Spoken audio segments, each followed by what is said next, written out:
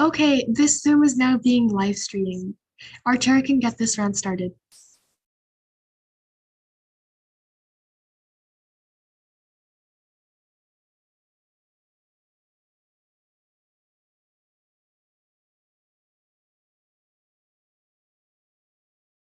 I think you're muted.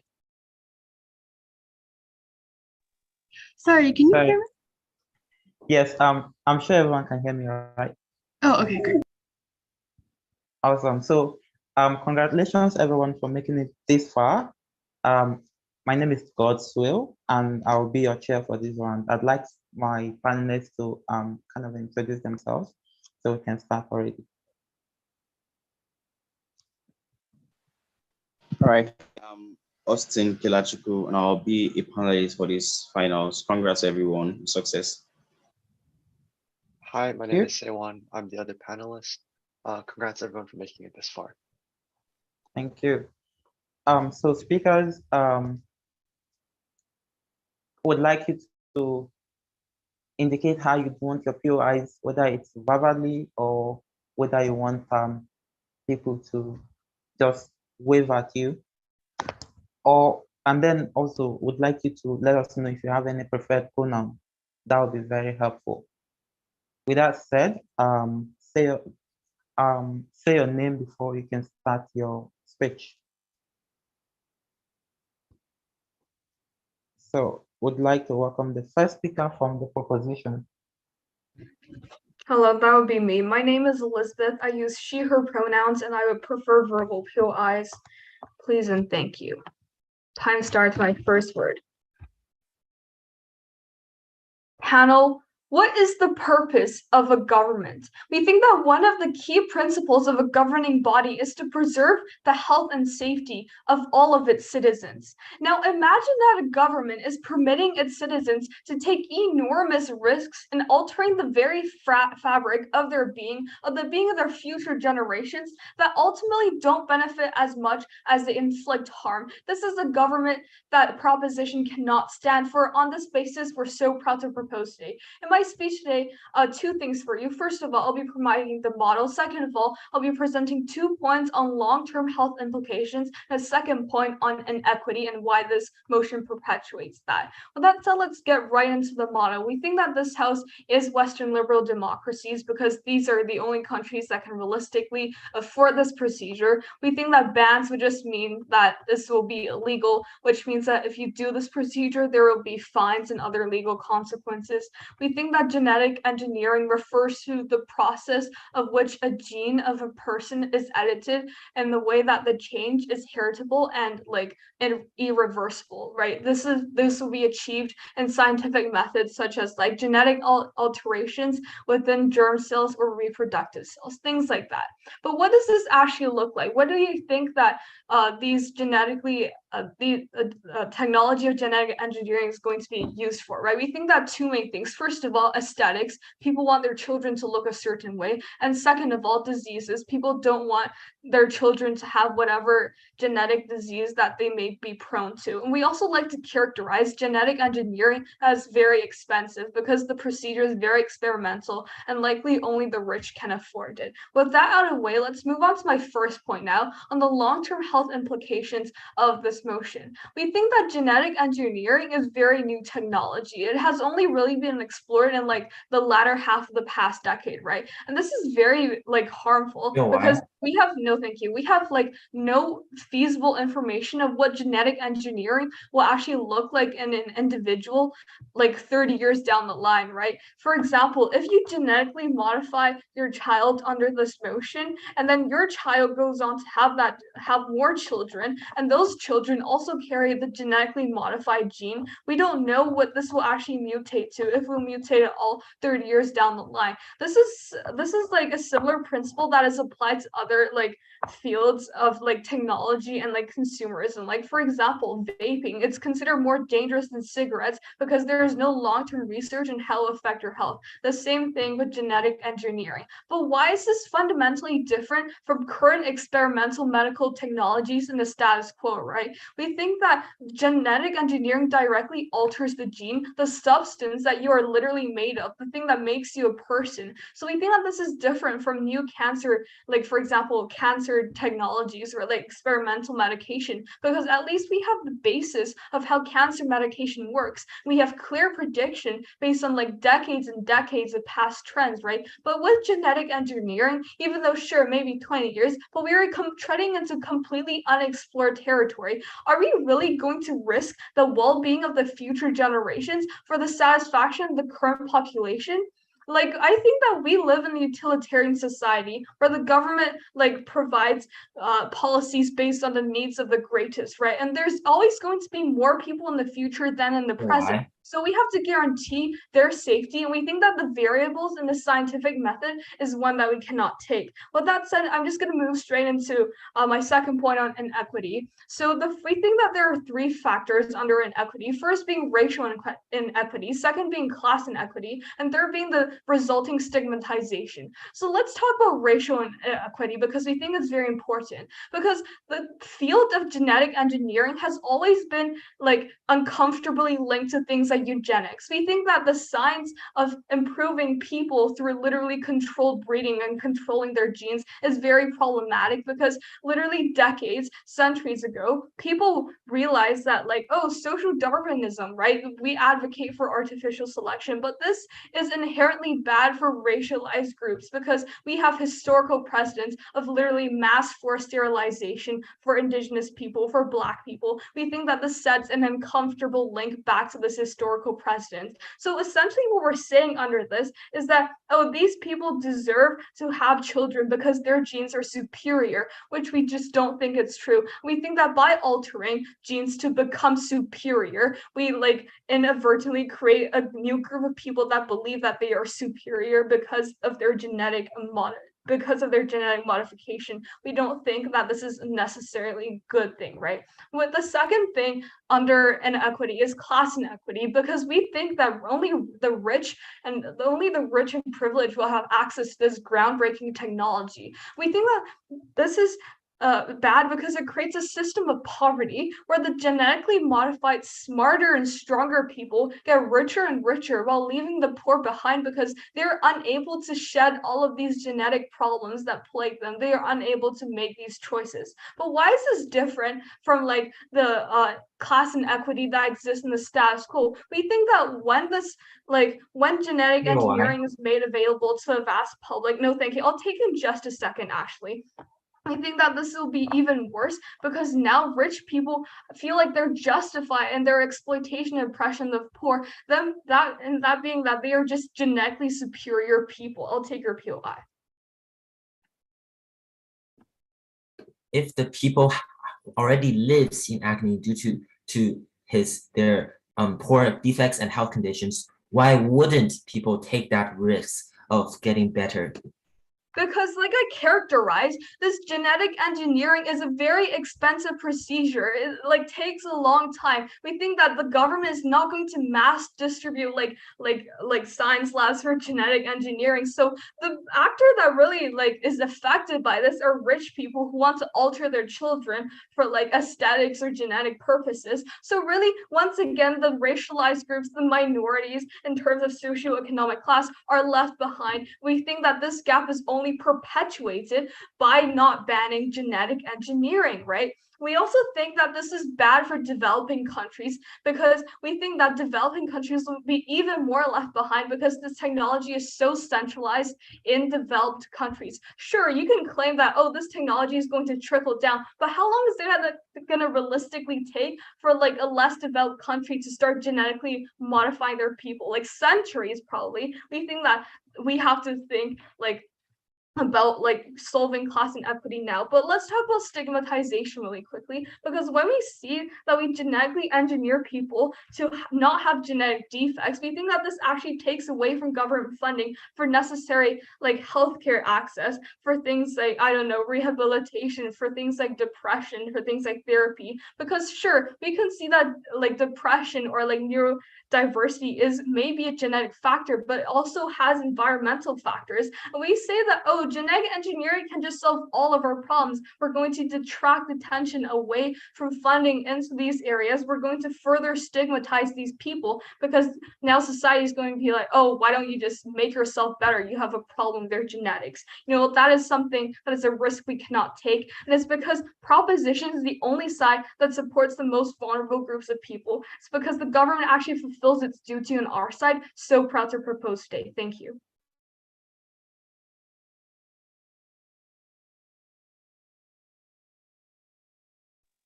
All right, we would like to thank that speaker and welcome the first speaker from the opposition. Hello, my name is Andy Huang, and I would be the speaker for the leader of opposition for you today. And I would like my POYs verbally and he, him pronouns, please.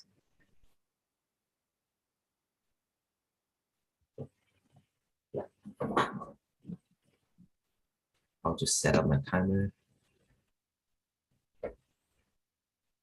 My speech begins on my first word.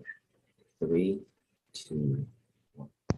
In our side of the house, we're standing on the side of utilitarianism and also helping the disadvantaged, such as the disabled and also the poor.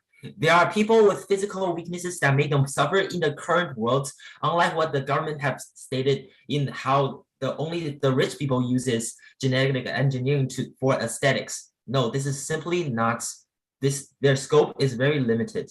Genetic engineering is used for a variety of reasons, not only just aesthetics. They are also able to cure the people who are disabled and making them standing on equal grounds with the people who are physically well. So by not banning these the use of germline genetic engineering in humans, we're giving the vulnerable a chance to achieve their potential while benefiting the society in genetic engineering by saving a lot of resources and time. So if we prove to you that there are still benefits to the society in using germline genetic engineering, we, side opposition, will win the debate. So our stance, we stand for not,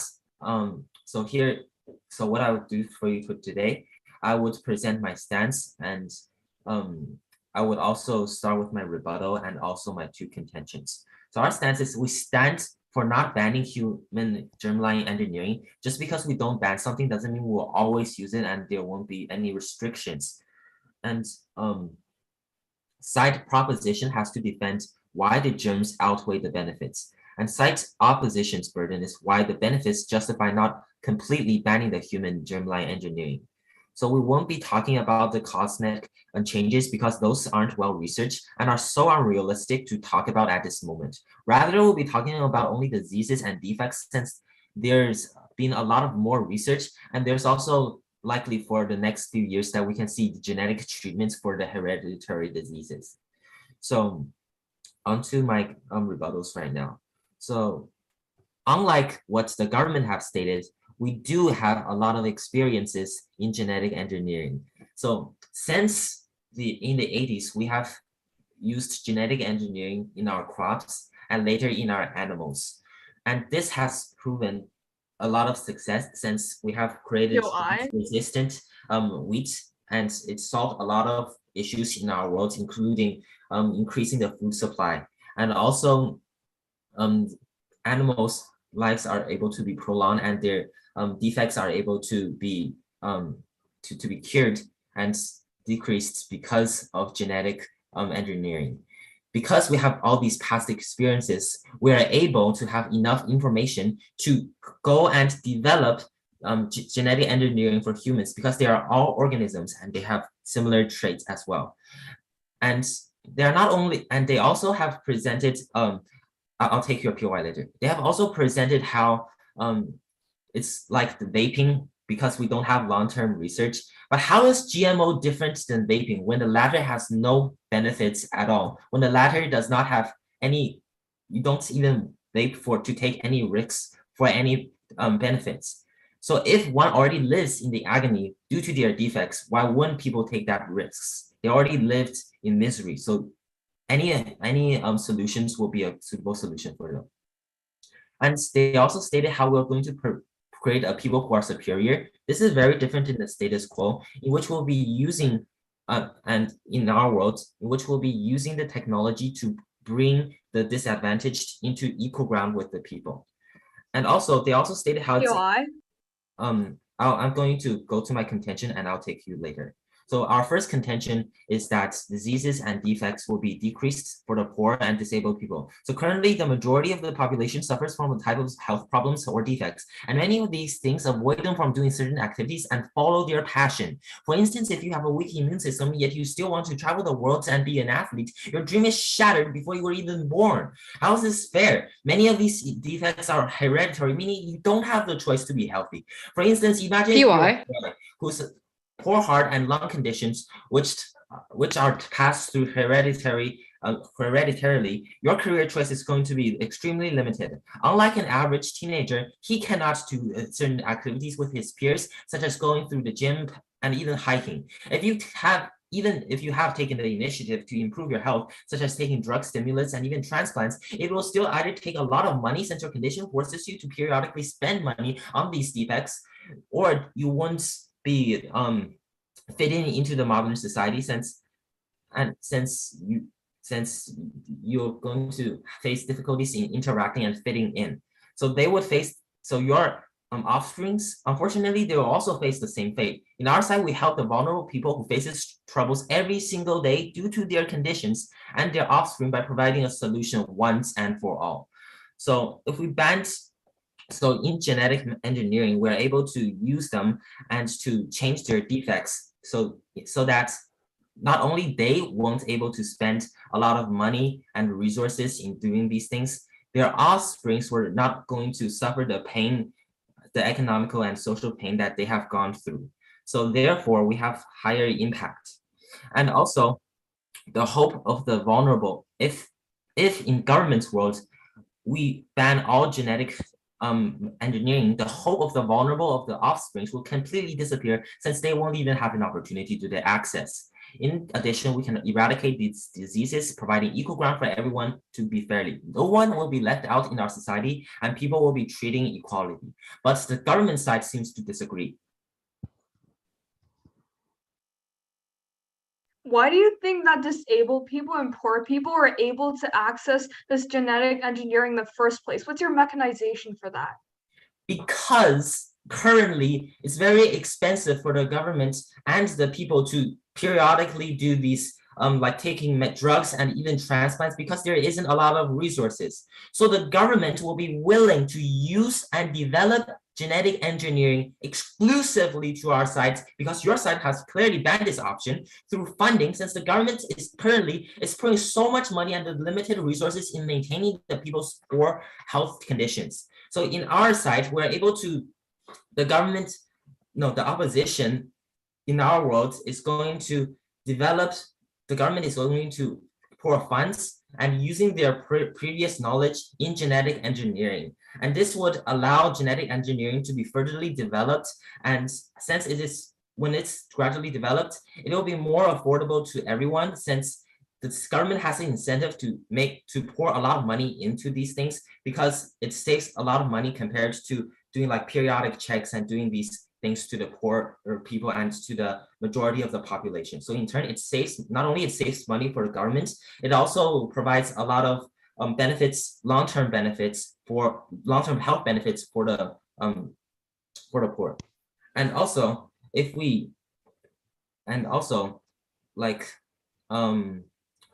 so we are able to, and also by developing these things, we're actually benefiting the developing countries, since developing countries, they have a larger population and they don't have the resources to take care of everybody. By using these genetic engineering, the government is able to pour enough money and make efficient use of it by curing the defects of all the people in their country who currently lives unfairly. So on the side of equality and on the side of utility, we stand on opposition. Thank you.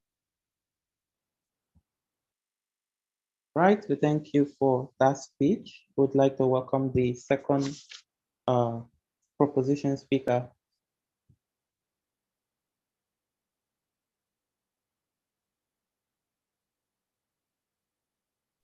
Okay, before I begin, I'd like to clarify. So my name is Hannah. I'm the second proposition speaker of the round. I prefer she, her pronouns and verbal POIs, please. All right. Okay, and my speech starts on my first word. Panel, when do we fail as members of society? It is when we fail to understand what we are doing to ourselves at the expense of future generations for decades, if not centuries to come. It is when we impetuously decide to modify the very building blocks of humanity without a full scope of knowledge to understand the consequences. And it is ultimately when we fail to take social responsibility for our actions. Good evening. Today I'm going to be your second proposition speaker of the round, and I'm going to be doing a couple of things for you. First, I'm going to be providing some extensive refutation and rebuttal to what we've heard from the op side of the house, and then I'm going to be doing some reconstruction on what my partner Elizabeth said. In addition, I'm going to be providing my third point, which is entitled generational obligation. So let's get right into some refutation for this side of the house. Now, they claimed some very interesting stuff about curing disability. We don't think that this is viable or even morally correct. You can't cure disability. Even if you extensively edit the genes of people who are prone to physical and mental disabilities, keep in mind that there's very, very little research of these technologies in humans. And the more you edit, which is probably going to be extensively needed due to the pervasive nature of these genes, the greater likelihood that things are going to go wrong. There are always going to be genetic outliers no matter what side of the house you're on, and we think that we benefit these people more. Now, we also have to characterize that these people that have disabilities are going to get left behind on the op side of the house because there's going to be less funding if on the op world, if they already talked about government incentivization of this genetic engineering. And we think that would take valuable funding away from programs and problems that already exist in the status quo, like genetic issues that can't ultimately be solved with germline engineering. And they also talked about a lot of interesting research that has been done about this genetic engineering, but they ultimately fail to acknowledge that this has only been done in things like crops and farm animals, and this is not compelling enough to be used in humans. People's genes are going to be more complicated than like one sheaf of wheat. We cannot hinge people's lives for generations and decades to come in the future on genetic research we have done on a banana or a rat. It is not the same. And now, why would we throw all of this government money, as they said, into something that could have cataclysmic effects on society at the expense of other ventures and health programs? Like, it's even worse than American military spending because you're just throwing all of this money haphazardly into this system that we have no idea what the effects will be. Now that I've done that rebuttal, I'm going to move into my reconstruction. So take into account, panel, that they utterly ignored my partner's first point, which deals with the health risks of germline genetic engineering. So they arbitrarily asserted that her case did not deal with this, but it did. And so, yeah, they didn't actually refute this. Now, enabling the use of genetic engineering, they talked a lot about how this is not going to be used in cosmetics and things like that, but we have to acknowledge that already in the status quo, this is something that is gaining traction, like a designer baby. That concept exists already. Enabling the use of this genetic engineering is, I'll take you later, eventually going to facilitate people using it for more frivolous reasons like cosmetics. Even if it is a necessity now, which it isn't because these cosmetic like ideals exist, these wealthier people are obviously going to be able to afford this cosmetic gene altering, which brings a plethora of social and ethical problems that Elizabeth already contended with in her case that went ultimately unrefuted. Now, before I get into my point, I'm going to take your POI. All experiments root from organism and animal testing. Because currently we have seen a lot of success in these things, can you name one example when GMO in these cases have even gone wrong? Okay, we think that it's important that these are successful in like wheat and rats, but we don't think that there is enough compiled evidence at this point in time to facilitate like passing this as something that is common in the future status quo. Like, yes, maybe these experiments have been successful in their trial, but we don't think at this point in time or any time in the near future due to these ethical impacts that it should be used in regularly. Now, moving into my third point on genetic generational obligation. So when adults, presumably, as you would have to be of age to do this, make the decision to undergo germline genetic engineering, they likely do not take into account the fact that their future children may not want the extensive gene editing that will inevitably be passed on to them, as per the info slide, which states that this can be hereditary. Now, the risks are very high with genetic engineering. We've characterized this already with the idea that we know very little about it and its risks at this point in time. And it's too great a risk, we think, that along the way, even a small mistake in the gene editing, the tiniest of genes, could lead to irrevocable harms for the future and for the future of your children should you choose to have them. We only possess a meager amount of knowledge about gene altering in humans and its long-term implications, as well as what we as a society will do with this tech when it will become widespread. Undergoing this immense risk shows flagrant disregard for your children and grandchildren's physical and mental health. Ultimately, as we have characterized, this form of germline genetic engineering will impact all the major aspects of a person's life. This is not simply something that will be a minor inconvenience if it goes horribly wrong. This is going to impact your entire life and will likely strongly affect the quality of life that you have. And ultimately, we believe that this goes against the moral idea that should you choose to have children, you are responsible for them. And you, at this point, you're responsible for taking responsibility for the risks you take. It's simply not ethical to know that you have genetic engineering gone wrong, wired within your body, and to choose to pass it on to your children and grandchildren, even if you're not aware that this exists. No, thank you. So what are some impacts of this? So with generational obligation, we see on our side of the house with this point, we ensure that future generations' health, both mental and physical, is preserved. We don't want our future generation to have horrible genetic defects simply because we wanted to experiment around with things that we tested on crops. Now, and we can see that obviously the risk is not worth the perceived reward of this. And so ultimately, I think the only majority of impact here are that we simply ensure the best possible future for everyone, because these benefits that the opposition repeatedly characterizes, even though we've taken them down, are minimal, marginal, and ultimately not worth the risk. And for all those reasons and more, I am so proud to propose. All right, we thank you for that speech. And would like to welcome the second speaker from the opposition.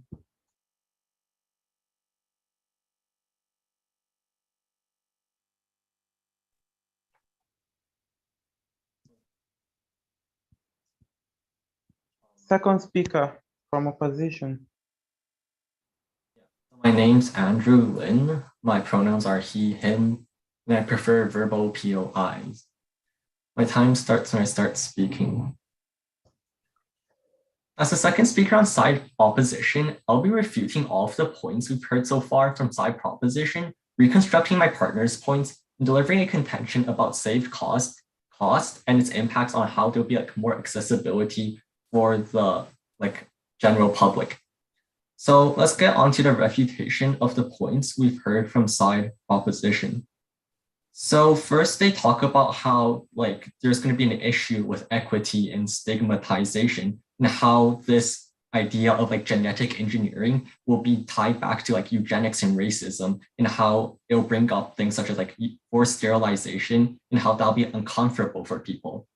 Well, our response to that is that in the modern context, it doesn't really make sense, because we see more reconciliation now more than ever for these past historical atrocities. And it doesn't really make sense how the average person will see genetic engineering and go, oh, this is just like what they were doing to my ancestors 200 years ago. It just doesn't make sense.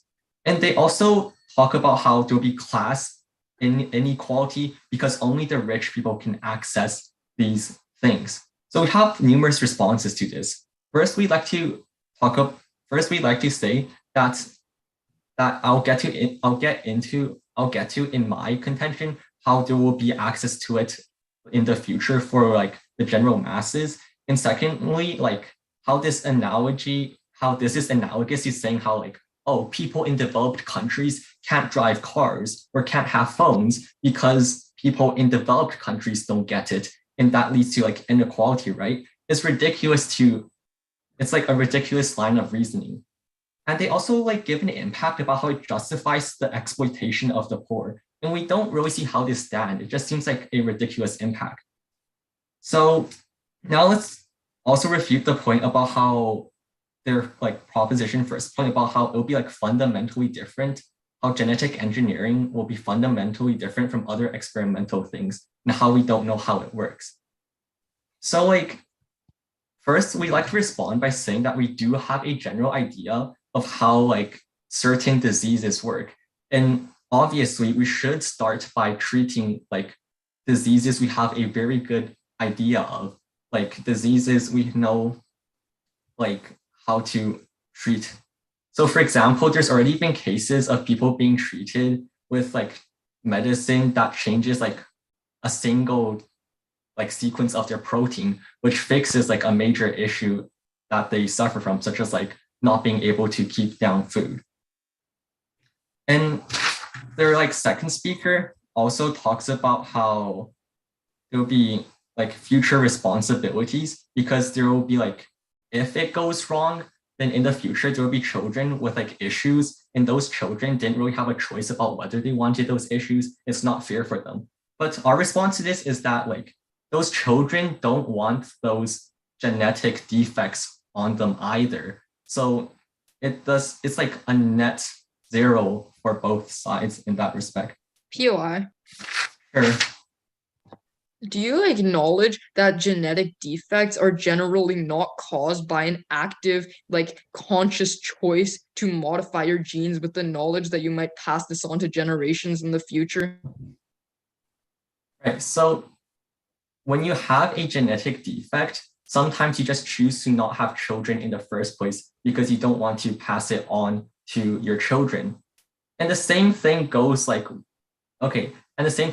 us, right? Because at least on our side of the house, we're giving people a chance to solve those genetic issues to make sure that they like no longer suffer from it. And if the individual who receives that treatment feels fine about it, they don't suffer like any issues, then they can make that choice to have a child or not and pass down their genes. That's the option we're giving them on our side of the house, which on your side of the house, you don't actually get.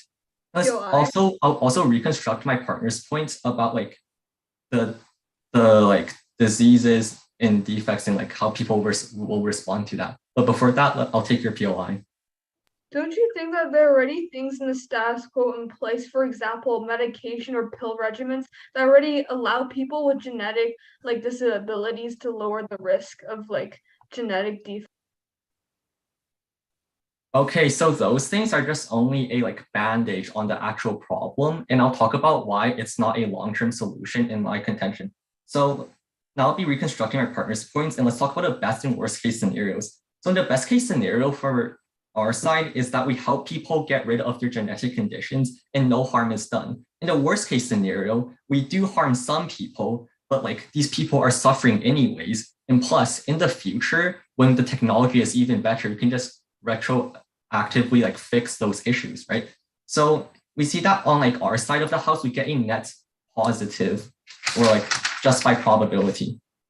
And now I'll get onto my point about like save cost and how like the accessibility will flow down to the masses.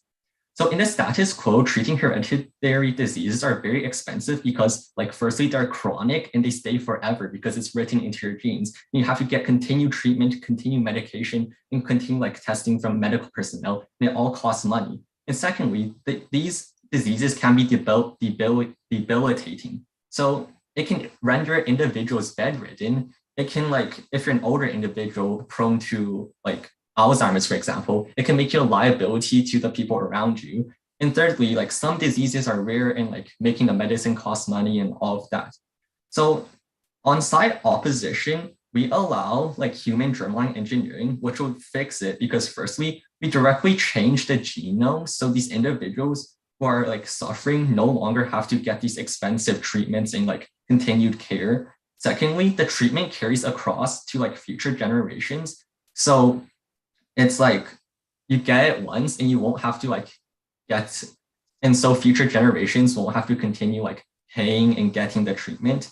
And thirdly, like instead of producing a hard to make med for a high cost, the one-time treatment just cures it. And like we already explained how like in general, it's like reasonable for us to want to attempt to use this engineering technology on humans because like they're suffering anyways. We want to give them a chance at getting better. And the worst case scenario is they're like still suffering. And the best case scenario is like, because in the best case scenario for us, like the worst case scenario is that because they're suffering and because we like on side opposition, we didn't decide to ban it outright, in the future, the societal like stance on this technology will be more like open to it. So it'll be easier to develop like better technology in the future to address the diseases and stuff. And now let's also talk about like the impacts of this point about like saving costs.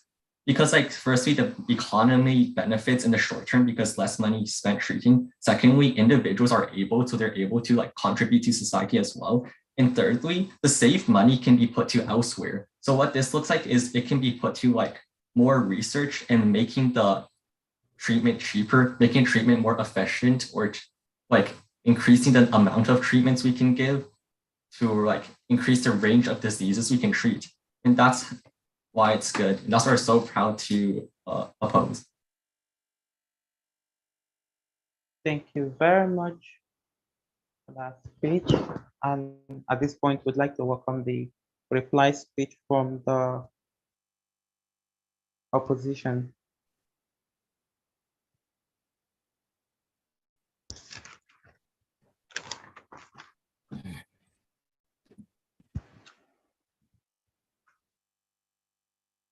Okay, my speech begins in 3, 2, 1. The main component of side propositions points are based on the small possibility of mutation, and they don't even know how big the possibility is and how the people have future responsibilities. And if we have rebutted, and if we have proved to you that we have rebutted or outweighed them, then we win this debate. So on 2 main clash points, one is utilitarianism, how it benefits, and another is equality in poor and the rich. So first of all, we win all these things on probability. We all win these things on probability, magnitude, and time frame. Since in time frame we ensure that because in probability we ensure we can make sure that GMO in humans are more safer, since in past experiments we have had a lot of experiences in organisms, plants, and animal testings, and all of these things have gone very well. And although they have replied that they don't think that there's compelling evidence, they still don't think that there should be used when there's a lot of promise in these GMO experiments. The promise of offering the vulnerable and the poor themselves and their generation a new way of life. The promise of achieving equality. The promise of abolishing the disabilities and the physical weaknesses themselves. They don't even know an example of things that has gone bad, but they still assume that mutations may occur. May I ask, on what grounds would you assume that probability of mutation is higher? And if there is a single probability of mutation, why shouldn't you take the risks of potentially changing your life? The people across the world, they have suffered. The minority and the vulnerable is already suffering in the status quo. And they are not going to fit into society, as I have talked about, since they cannot participate in activities that they wanted. From adults to small children, they cannot have the joy like their peers. Many of the people even choose to not have children. This is the harsh reality of the current world, of the status quo. And And compared to that, and compared to this horrible world, compared to our side of the house, where we promise them, where we have a higher probability of allowing them to live a new life, of allowing them to participate in equal grounds of of their peers. They also have not provided a single alternative in how they would benefit the minorities in their side of the world. Thus, we win on time frame because we ensured that more of the people are receiving enough care and not spending a lot of, and the government is saving a lot of money and resources in allocating for the mutations, no, for the GMO. And also they have stated one thing about equality, stating that only the rich will get it. But we say that by banning it, no one would have it. And even if you don't buy this, for continued research and investment, you're only going to be able to make it cheaper, and everyone would have access, from whether the third world country to the poverty, like everyone would have access. We impact on the Skeleton model, which only defines a small scale of like cosmetics in their side of the world. But in our side of the world, we're stating how we can extend this to people's defects and how we can fix this. And equality is even worse on their side, since there are people who suffer this because of disabilities, and while people without disabilities suffering this. So how does your side of the house solve this issue better than us? No, you do not present a clear solution. Therefore, we win this debate on magnitudes, time frame, and possibility. Thank you. Thank you, Speaker. Thank you for that speech. We'd like to welcome the last reply speech from the reply speaker on the government side. Okay, great.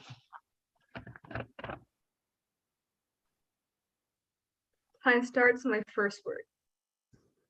Panel, when you play a game of darts, do you close your eyes, tie both of your hands behind your back, aim with your teeth and hope for the best? No, obviously not. You want to make sure that the results you get are the most precise. So we are not even willing to take that risk in the game of darts. Why are we playing God with people's lives? Why are we playing God with the genetics of literally like dozens of generations of people to come? It is because we think that the opportunity cost of messing up is too great. We are so proud to propose today. In my speech today, three themes for you. First of all, on accessibility. Second of all, on societal impacts. And third of all, on health benefits. So accessibility was a large area of contention in this debate. And I just want to like recharacterize to clear things up, because a lot of things have been said that are wrong. Okay, we think that accessibility is not something that they can claim on their side, because they come up here and tell you that accessibility is going to improve because government is going to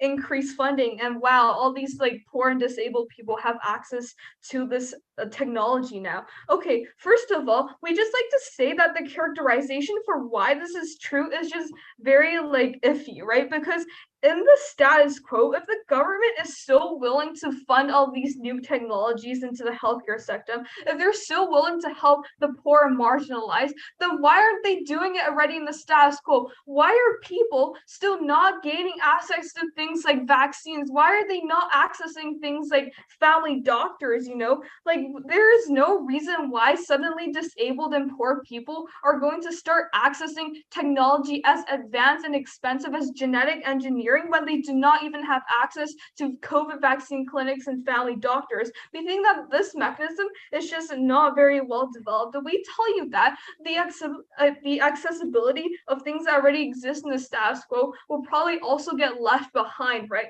For example, investment into the healthcare sector will likely decrease because the funding has got to come from somewhere, right? So this will mean that the government will likely cut funding for other healthcare measures, which is something that we are not willing to do, given that we help the greatest amount of people when we actually have more substantial funding into healthcare. But let's talk about societal impacts, because I think it's really important. So essentially they asserted that like this tie to eugenics will not be drawn out because reconciliation is a thing. Like, sure, but we think that a lot of the times, like the standards that we perpetuate in society are like fundamentally Eurocentric, right? For example, we see that designer babies are becoming more and more common, and because plastic surgery is now so normalized, what do you think is stopping these parents from genetically altering their baby's face into something that is more appeasing to the Eurocentric beauty standard? We think that this will only make the European aesthetic even more common. We think that this will lead to things like, for example, minority groups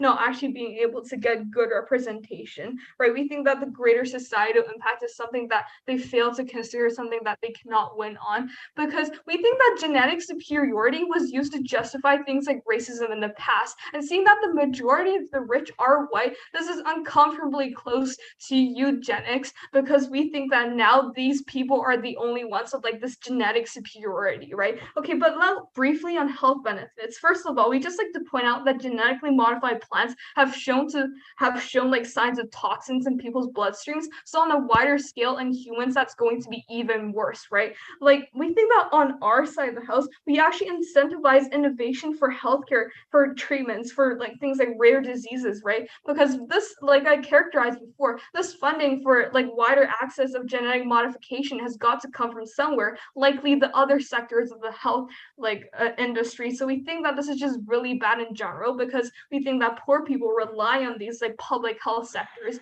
We think that we cannot take this risk at all. And it's because on the basis of equality, so proud to stand on proposition today. Thank you. Thank you all for a wonderful final.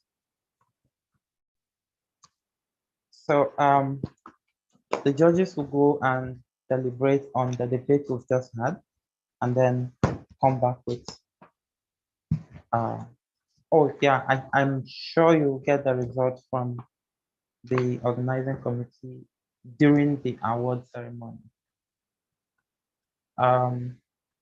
So judges, let's meet at sorry, is there any member of OCOM that can move us to a private place where we can deliberate? Yeah, we'll move you to a private room. Please.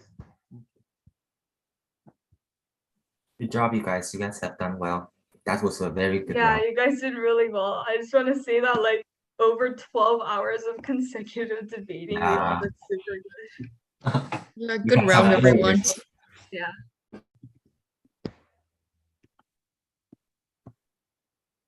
I think that we were actually able to talk about this in a very nuanced way, and that's great, because like some debate rounds in a day were kind of iffy, so we all did good. Yay.